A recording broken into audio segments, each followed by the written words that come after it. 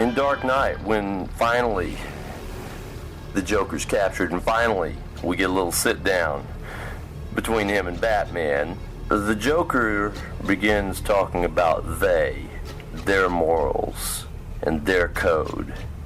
And what a bad joke it is. Don't talk like one of them. You're not. Even if you'd like to be. To them, you're just a freak. Like me. They need you right now. When they don't, they'll cast you out. And the they that he's talking about are the powers that be within the existing social structures. The police, the politicians, big business, organized crime. This is a pretty good place to begin breaking apart the very well-constructed crystal ball of this film. Social codes. The idea of social codes is to do the greatest good for the greatest number. Go back to the ancients, and it's real simple. Stay near the warmth of the fire. Stay away from the darkness. Beware the dark woods. Beware the moors. Watch out for the outlaw out there in the dangerous, cold, wild places.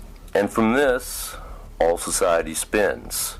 The very structures that the Joker refers to have spun out of these social codes.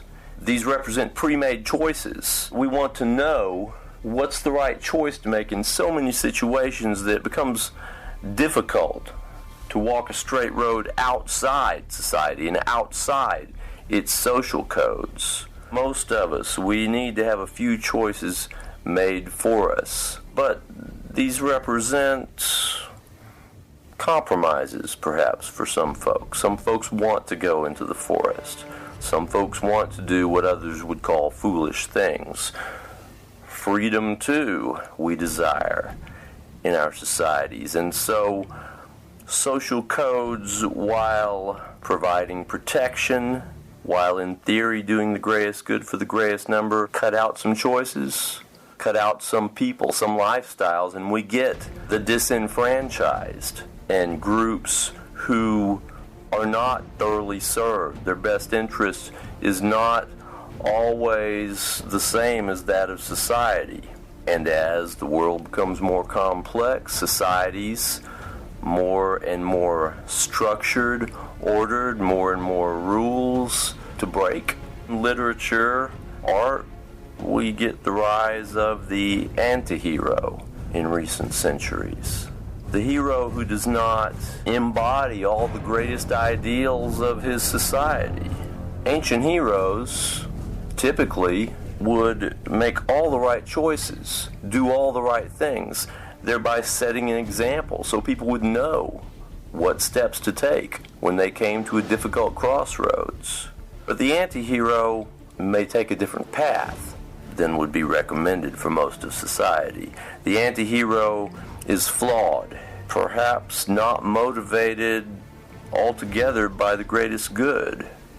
There are many types of anti-hero.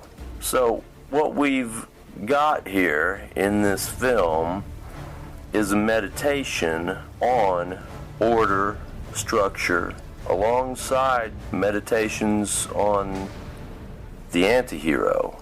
Repeated ideas, repeated elements, images, overarching motifs of this film, this story, are order and heroism. We get many more concrete motifs on organized crime coming under this umbrella of order, just as we have structured, orderly, law-abiding society.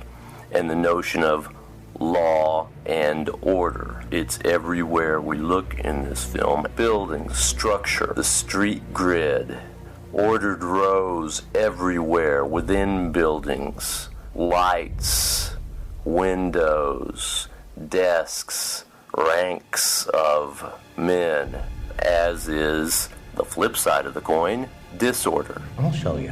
When the chips are down, these civilized people, they'll eat each other. As well as those motifs relating to structure. See, I'm not a monster.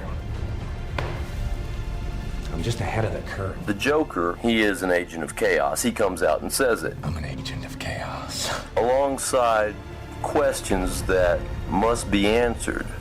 Questions in our mind and questions that the characters come flat out and state. What is a hero? How is Batman any different from the other would-be heroes, or even the villains of this film? The anti-hero as a figure is useful here. Many people, critics, would point to an ultimate anti-hero in literature, perhaps best characterized by Milton. Satan, in Milton's Paradise Lost, is a compelling figure, likable, driven, beautiful. Some of the most striking and famed illustrations of this work by Gustave Doré, in which this Satan character looks a lot like Batman. He has these great bat wings and depicted in postures that seem familiar, perhaps, to viewers of Batman.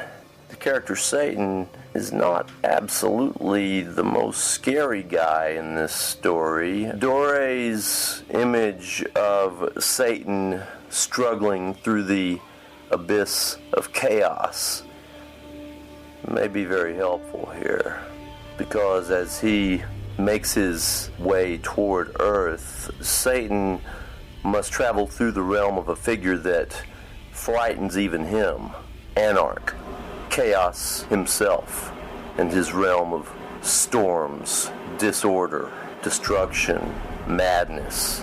Now this Lord of Chaos, Anarch, says such things to Satan as ruination, dissolution, these are my gain.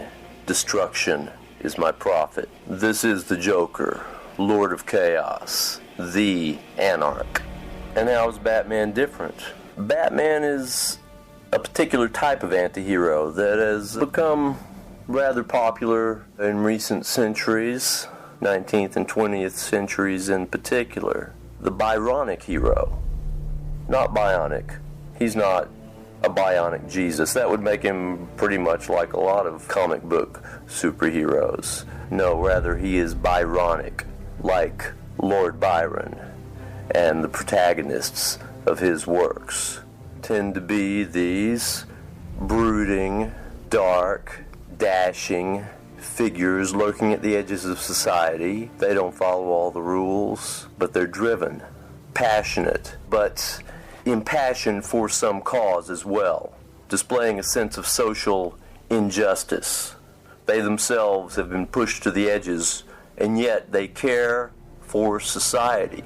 They want human society to be improved. Again and again, we see this in Batman, maybe any of these. Byron's most mature work is generally agreed to be Don Juan, which begins with the words, "I want a hero."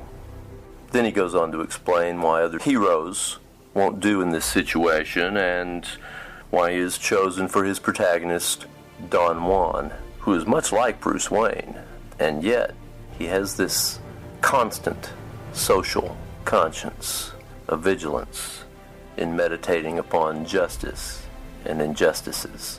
Byron's Manfred, a Faust-like character, rather than making a deal with the devil and being overcome, controls the powers of the underworld through his indomitable will.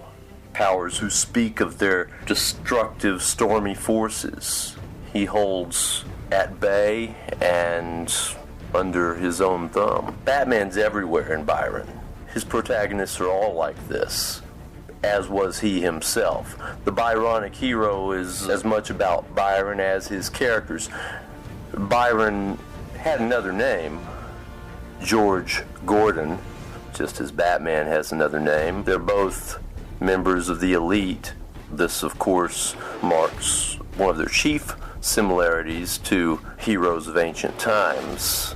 Riches do give one a great deal of freedom to do what one wants, even if what one wants is to follow one's conscience.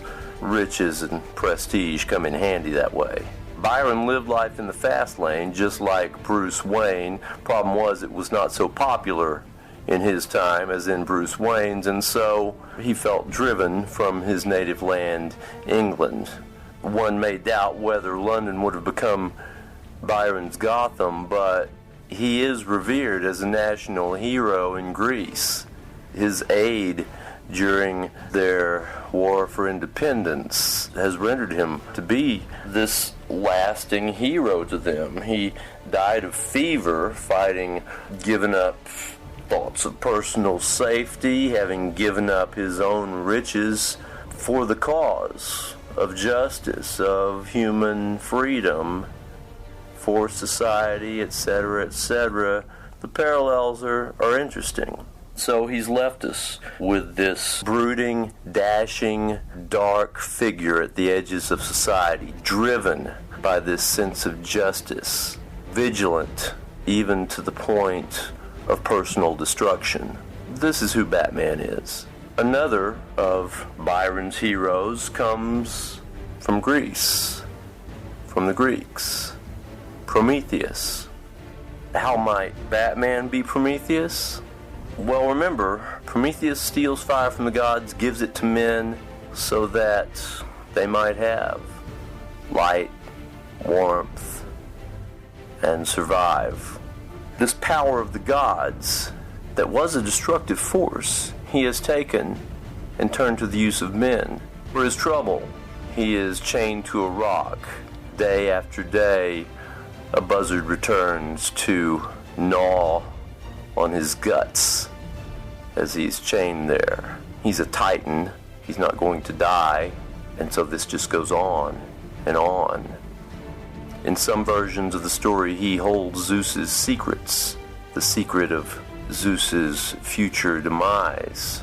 Despite this unending torture, he will not give up this secret. So too we see with Batman. Because he can, he is willing to endure all manner of suffering because he's that sort of hero.